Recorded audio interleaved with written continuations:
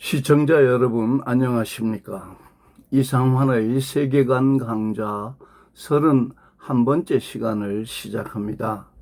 오늘은 세계관과 민족성의 관계에 대하여 논의하겠습니다. 즉, 한 나라의 민족성과 국가의 특성은 그들의 세계관과 어떤 관계가 있는가에 대해서 여러분과 함께 생각해 보고자 합니다. 미리 말씀드려둘 것은 세계관과 연관된 논의는 절대적이거나 보편적인 성격을 지니는 것이 아니고 일반적이고 상식적이며 일상생활과 연관된 관점이라는 것입니다. 즉, 한 나라와 그 국민의 인격적 특성은 역사적으로 형성된 주관적인 정서와 교육으로 형성된 전통적 가치관에 근거를 두고 있으며, 그러한 정서와 가치관은 그 민족의 삶과 신앙을 바탕으로 형성된 세계관에 정초되어 있다고 보는 것입니다. 그래서 국가가 다르고 민족이 다르면 문화적 에토스가 다르고 가치관과 사고방식이 다를 수 있습니다. 그러므로 다른 민족과 국가의 세계관과 문화적 에토스를 이해하면서 그들의 가치관이 나의 것과 어떤 차이와 다름이 있는지를 파악하는 것은 다문화적이고 세계화된 오늘날의 인류 사회에서 대화와 소통을 위해 매우 중요하다고 생각합니다. 그래서 오늘의 세계관 강의는 우리 대한민국을 둘러싸고 있는 중국, 일본 그리고 미국의 세계관이 어떤 특성을 가지고 있으며 그 특성은 우리의 것과 어떠한 차이와 다름을 지니고 있고 우리에게 어떤 영향을 끼치고 있는지에 대한 저의 관점을 여러분과 공유하며 우리 한국의 미래에 대하여 함께 생각해 보려는 것입니다. 먼저 중국인과 중국의 세계관을 살펴보며 우리 대한민국이 그들과 평화롭게 공존하는 이웃이 되고 친구가 될 수 있는지를 알아보겠습니다. 중국인의 세계관과 가치관은 널리 알려진 그대로 중화 사상을 중심으로 펼쳐집니다. 중화 사상이란 중국인 특유의 자문화 중심주의 사상으로서 중국이 온 세상의 중심이며 중국의 문명이 다른 어떤 문명보다 우수하다고 믿는 사상입니다. 그래서 중국 또는 중국인들은 전통적으로 중국을 둘러싼 다른 모든 나라와 민족을 오랑캐로 여기고 멸시하는 성향을 지니고 있습니다. 중국의 고대 사회로부터 전해져 오는 이러한 중화 사상의 핵심은 사대와 자소라고 말할 수 있습니다. 사대라는 말의 의미는 약한 자는 강한 자를 섬겨야 한다는 것이고, 자소라는 말의 의미는 사대하는 약한 자를 강한 자가 어루만질고 보살피며 사랑해야 한다, 그 말입니다. 바꾸어 말하면 중국에 대하여 사대하지 않고 자소를 받지 못하는 주변 국가와 민족들은 모두 오랑캐가 되는 것입니다. 그래서 중국은 중화를 중심으로 동쪽으로는 동이, 서쪽으로는 서융 또는 서이, 남쪽으로는 남만, 그리고 북쪽으로는 북적이라는 오랑캐에 둘러싸여 있다고 생각합니다. 특히 동쪽의 오랑캐를 의미하는 동이는 예로부터 만주 지역에서 중국을 괴롭히던 여진족, 그리고 두만강 이남의 조선, 그리고 바다 건너 일본을 얕잡아 보는 그런 호칭이 오랑캐였습니다. 그리고 동쪽의 오랑캐들 중에서 우리나라 즉 이시조선은 역사적으로 중국을 사대했고 그러한 조선을 중국은 자소해 왔다고 말할 수 있습니다. 그래서 한때 중국은 열심히 조공을 바치는 조선에게 동방예의지국이라는 별칭을 부여하기도 했습니다. 저는 이러한 역사적 배경을 가지고 있는 중국의 중화사상이 21세기인 오늘날에도 중국 정치 지도자들의 마음속에서 세계 경영을 위한 의사결정과 행동 규범의 근거로 작용하고 있다고 생각합니다. 특히 30여 년 이상 계속되어 온 중국의 동북공종은 중국과 한국의 고대 역사를 왜곡하고 있으며 그러한 역사 왜곡의 실상은 일본이 저지르는 역사 왜곡과 다를 바가 없습니다. 그리고 중화사상의 핵심인 중국 우월주의와 사대와 자소사상은 오늘날 중국 지도자들의 사고방식 속에 여전히 살아있다고 봅니다. 다만 중국이 일본과 다른 점은 일본은 정치 지도자들의 망언으로 자신들이 역사를 왜곡시키고 있다는 것을 스스로 밝히고 있는데 비하여 중국의 지도층은 상업적인 거래를 제외한 내부적인 문제, 즉 정치, 사회, 문화, 교육에 있어서는 외부의 어떠한 불평과 불만 및 항의에 대해서도 일체 언급하지 않으며 일본이나 한국으로부터 제기되는 항의는 모두 묵묵부답으로 무시해버린다는 사실입니다. 그래서 우리 대한민국의 정치 지도자들은 일본의 역사 왜곡에 대해서는 언성을 높이며 분개하고 항의를 하지만 중국의 역사 왜곡에 대해서는 이런 방구 언급하는 이가 없고 그러한 역사 왜곡을 고발하는 언론조차 없습니다. 중국은 우리가 무엇이라고 하든 강대국의 포스를 취하고 우리말에 대꾸도 하지 않습니다. 결국 우리 대한민국은 중국에 대해서는 사대하고 일본은 중국인들처럼 오랑캐로 얕잡아보는 성향을 띠고 있다고도 말할 수 있는 것입니다. 그러므로 우리 한국은 중국과 대등한 입장에 설 수가 없습니다. 우리에게 무슨 부족함이 있어서가 아니라 중국이 세계의 중심이라는 그들의 세계관과 중국의 문화가 세계 제1이라는 가치관 때문에 우리가 그들 곁에 동등한 위치에 설 수가 없는 것입니다. 중국은 자국의 세계관과 가치관을 기준으로 다른 나라와 민족을 평가하고 언제나 그 위에 군림하기를 원하기 때문에 평등하고 호혜적인 국가관계가 성립될 수 없는 것입니다. 이러한 중국에 대한 저의 관점에 대하여 여러분의 생각은 어떻습니까? 그러면 일본에 대해서 또 생각해 보겠습니다. 일본과 일본인의 세계관을 살펴봅니다.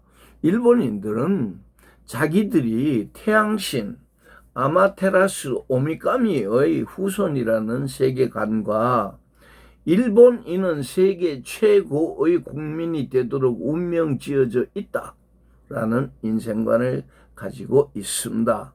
그러한 세계관과 민족의식으로 인하여 일본인들이 충성하는 궁극적 대상은 태양신의 직계 후손인 천황이며 국민은 천황의 신민이라는 국가관에 기초하여 국가에 대한 충성과 이웃과의 관계성을 생명처럼 소중히 여기며 사는 민족입니다. 그래서 일본인의 가치관은 전통적으로 국가와 자기가 속한 공동체에 대한 충성심을 강조합니다. 인류학자 마가렛 미드의 감수로 캐나다 교육당국이 제작한 세계관 교육 영화 The Four Families, 즉 네 가족 이야기를 보면 일본인, 캐나다인, 인도인, 프랑스인 네 가정의 육아 방식의 세계관의 다름에서 비롯되는 독특한 문화적 차이가 있음을 보여주고 있습니다. 특히 일본인 가정과 캐나다인 가정의 자녀 양육 방식은 매우 다릅니다.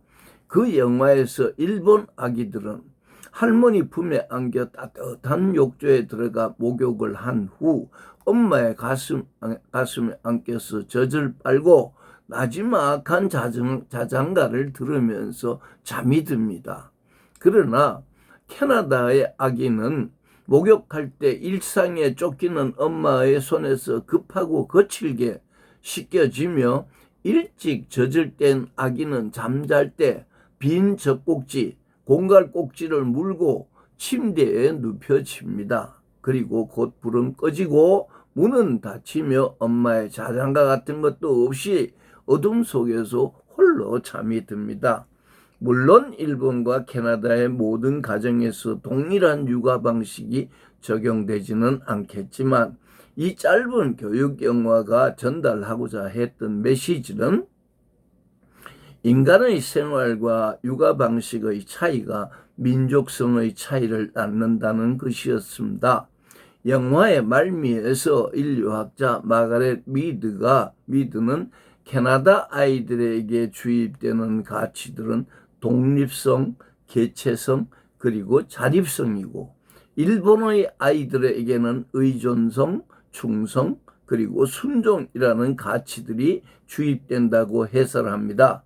그래서 일본인은 단체의 충성스러운 구성원이 됨으로써 자신의 중요성과 존재감을 확보하고 자신이 속한 단체의 지지와 승인이 없이는 살아갈 수 없을 정도로 공동체에 대한 충성심이 강하다고 언급합니다. 그런가 하면 국화와 칼이라는 유명한 책이 있습니다.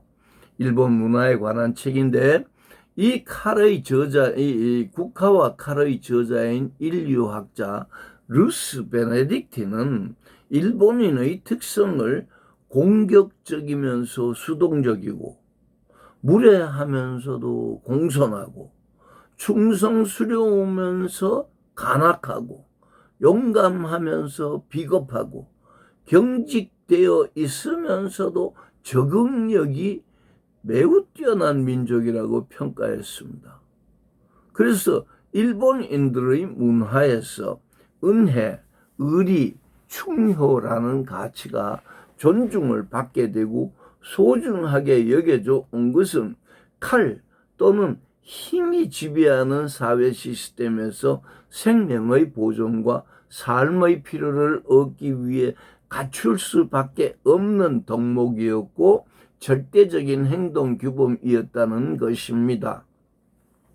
그리고 그와 같은 일본인의 가치관과 수치, 성실, 자중과 같은 윤리 도덕적인 규범은 일본인들 스스로의 욕망과 감정을 억제하는 중요한 규범으로 정립되었다는 것입니다.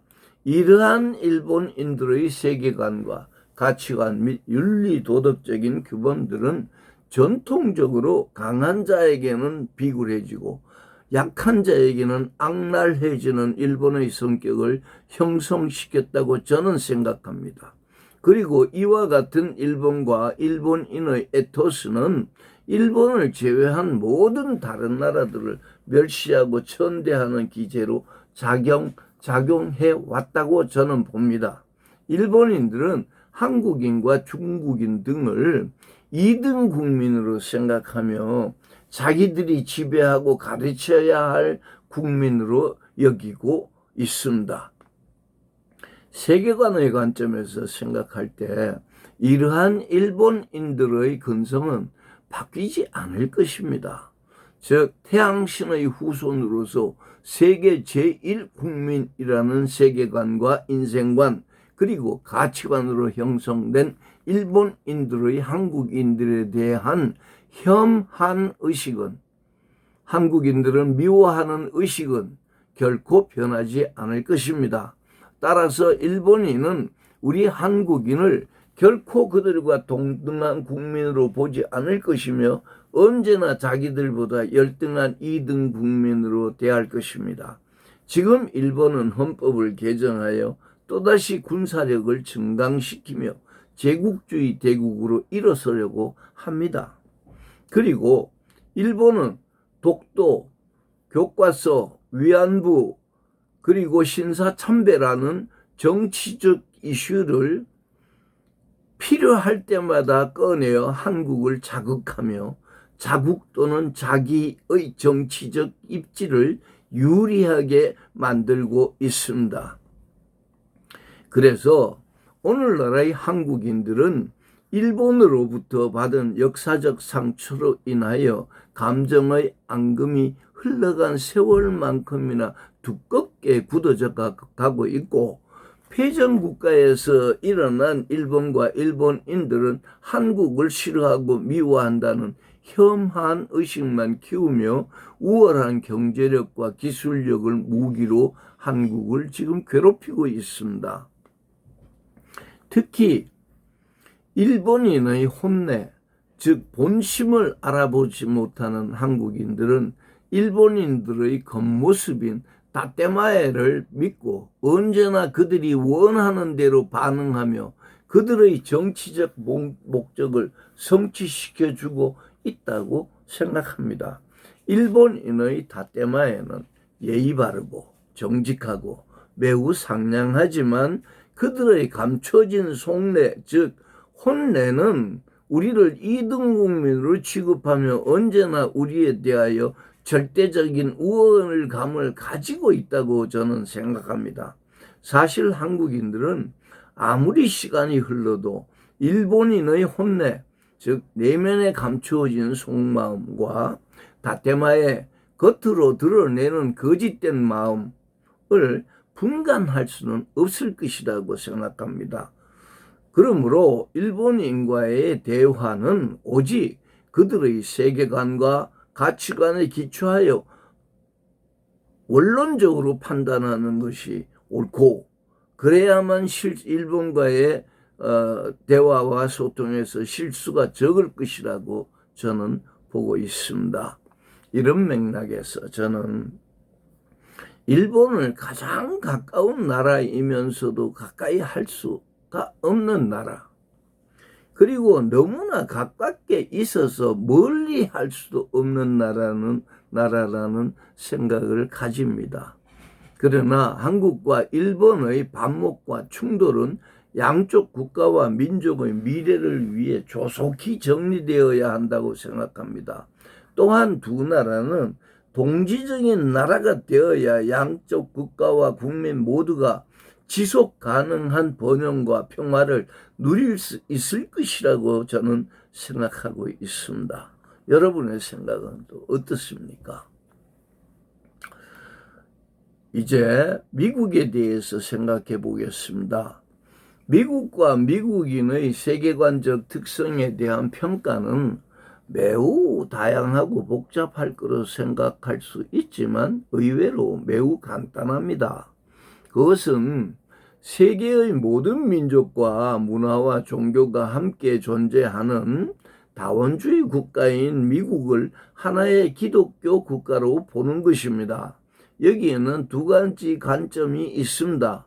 하나는 미 합중국의 지도자들과 건국 후의 미국을 통치한 역대 대통령들의 사상에서 그 증거를 찾을 수 있고, 다른 하나는 미국이 펼쳐온 대내외 정책의 결과에서 제가 말하는 이 주장의 타당성이 발견됩니다. 미국이 기독교 국가라는 저의 주장의 타당성이 발견된다, 그 말입니다. 첫째, 자유가 아니면 죽음을 달라는 연설로 잘 알려져 있는 유명한 정치인 패트릭 헨리는 이 위대한 나라가 종교인들이 아니라 기독교인들에 의해 세워졌다는 것은 아무리 자주 그리고 아무리 강하게 강조해도 지나치지 않다. 그리고 이 나라는 종교에 의해 세워진 것이 아니라 예수 그리스도의 복음에 의해 세워졌다. 바로 이렇게 명확한 이유로 인하여 다른 신앙을 가진 사람들이 이곳으로 피난할 수 있었고 번영을 구가하며 예배의 자유를 누릴 수 있었다. 그렇게 증언했습니다. 둘째, 미 합중국 독립선언문의 주요 저자였고 제3대 대통령을 역임했던 제퍼슨은 우리에게 이렇게 말했습니다. 우리에게 생명을 주신 하나님이 우리에게 자유를 주셨다. 참으로 하나님은 정의로운 분이시고 그의 정의가 영원히 잠들어 있을 수 없다는 것을 곰곰이 생각할 때 나는 나의 조국으로 인하여 전율한다. 그렇게 고백했습니다. 이러한 제퍼슨의 고백은 하나님의 생명과 자유의 근원이며 하나님은 정의롭다는 것을 말하고 있으며 미 합중국은 자유와 정의를 위하여 언제나 깨어 있어야 한다는 것을 말하고 있는 것입니다. 셋째, 미국의 제6대 대통령인 퀸시 아담스는 그가 1821년 독립기념일 연설에서 이렇게 고백했습니다. 미 합중국이 이룩한 독립혁명의 가장 큰 영광은 민주정치의 원칙과 기독교의 원칙을 불가분의 관계로 결합시켰다는 것이다. 이렇게 외쳤습니다. 이 외에도 미국의 정치 지도자들이나 유명 인사들이 미국이 기독교에 의해서 세워졌고 발전했고 유지되고 있다는 것을 증언하는 것은 수도 없이 많습니다. 우리나라의 학자들이 그러한 사실을 인용을 하지 않습니다. 그래서 알려져 있지 않고 미국을 향한 불만에 대해서는 한 목소리를 높이고 글도 쓰고 그러는데 미국이 기독교 국가라는 사실은 아무도 언급하지 않습니다. 그래서 이처럼 미 합중국의 역대 대통령들과 정치 지도자들이 지녔던 사상은 기독교적 세계관에 정초되어 있었습니다.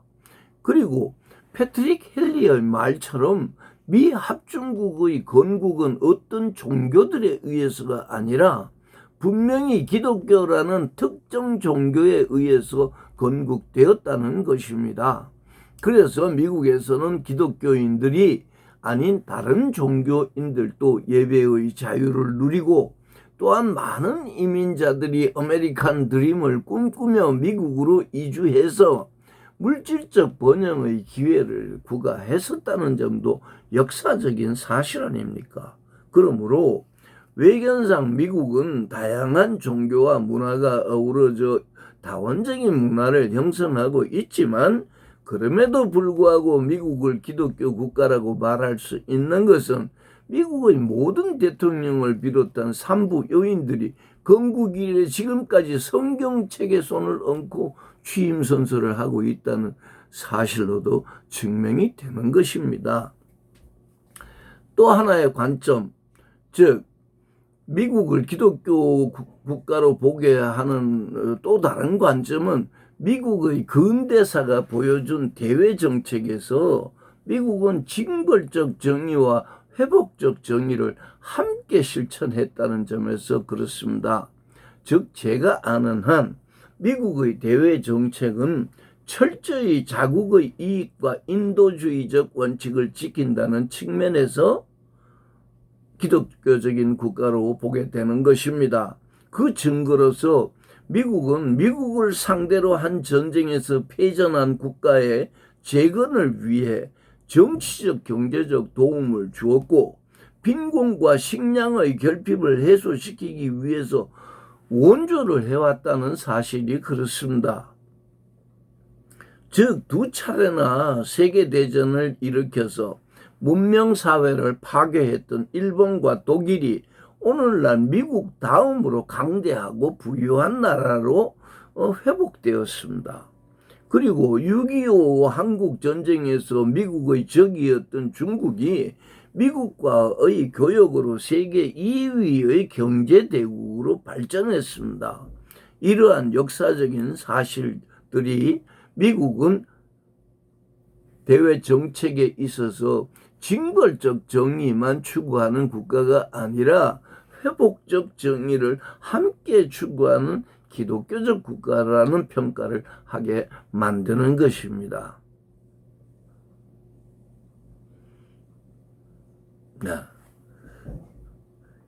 이제 그러면 우리 한국에 대해서 생각해 보겠습니다. 우리 대한민국의 세계관을 생각해 보겠습니다. 한마디로 한국인을 하나로 뭉쳐주는 중국인이나 일본인들이나 미국인들이 지배를 받는 그런 세계관이 우리에게는 없습니다. 우리나라에는 무속, 불교, 도교, 유교, 기독교, 이슬람교, 정교회 등등 세계의 모든 종교들이 한국에 그들의 사원을, 그들의 종교시설을 마련하고 서로가 각축하며 서로 다른 진리 주장을 펼치고 있으므로 한국인을 한국인답게 만들어주는 한국적인 세계관은 없습니다. 그래서 우리 사회에는 절대적인 윤리도덕적 규범도 없으며 모든 가치는 상대적이고 자기에게 유익하고 소용이 있으면 좋은 것이라는 실용주의와 합리주의가 한국 사회의 질서를 주도하고 있습니다. 그러므로 내로남불은 한국 사회에서 지극히 정상적인 사고방식인 것입니다. 저는 그렇게 말하겠습니다. 내로남불이라는 태도를 모든 한국인들이 비난합니다. 그러나 내로남불의 주인공이 자신이 되면 누구나 다 내로남불을 주장하는 게 한국인들의 지금 현상입니다. 그래서 저는 한국의 국민과 사회의 일반적인 정서는 지극히 개인적이고 지극히 감정적이며 어떠한 문제도 국민 전체의 차원에서 해결을 원하는 공공의 문제가 되지 못하고 또 궁극적인 문제도 되지 못하고 오직 국민을 서로가 분열하고 서로 논쟁하는 그런 동기만 만들고 있을 뿐인 것입니다. 국론 통일요? 이거 죄송한 얘기지만 저는 우리가 지배적인 세계관이 없는 이상, 절대적인 도덕 규범이 없는 이상 국론 통일이라는 것은 없습니다. 그래서 우리 사회에서는 민주주의가 그렇게 중요한 것입니다. 민주주의밖에 우리를 잡아줄 정치 제도가 없습니다. 그밖에 없습니다. 투표가 그래서 그렇게 중요한 것입니다. 우리나라에서는. 기독교인들이 불교인들을 지배할 수 있겠습니까? 불교인들이 기독교인들을 지배할 수 있습니까? 어느 종교인들도 다른 종교의 지배를 안 받습니다. 그러므로 진리가 다른데 어떻게 가치가 같을 수가 있겠습니까? 그렇기 때문에 결국은 세력 다툼이고 정파 당쟁이고 정파 싸움이고 그렇게 하면서도 민주주의 그 제도 안에서 나라가 굴러가고 있는 것입니다. 그렇기 때문에 우리가 이 지배적인 세계관이 없어서 중화 사상을 상대할 수 없고 일본인의 제1등 국민이고 우리는 2등 국민이라는 비하를 받아도 누구가 나서서 대항할 수가 없는 것입니다. 이 문제를 우리 정치 지도자들, 우리나라의 지도자들 제발 정말 생각해 보시기 바랍니다. 어떻게 해야 되는지. 강의를 마무리를 해보겠습니다. 중국에는 중화사상이 있고 일본에는 태양신의 후예로서 세계 최고의 국민이 되도록 운명 지어진 천황의 신민이라는 민족신앙이 있다고 말했습니다. 그리고 미국은 다양한 민족의 종교와 문화를 기독교적 세계관 속으로 흡수하여 국가의 동력으로 사용하며 그 힘으로 국가를 경영하고 있습니다. 이러한 맥락에서 우리 대한민국이 친구로 삼을 수 있고 호혜적인 이웃나라로 대접할 만한 국가는 현재로서는 미국뿐이라는 생각이 듭니다. 물론 한국인이나 미국인이나 서로를 싫어하는 사람들이 있을 테지요. 그러나 미국의 인도주의적이고 박애주의적인 기독교 세계관을 이해하면 역사적인 관점으로 봐서 미국의 대외 정책을 생각할 때 우리 한국의 친구가 될 가능성은 중국이나 일본보다 미국에게 더 있다는 생각이 드는 것입니다.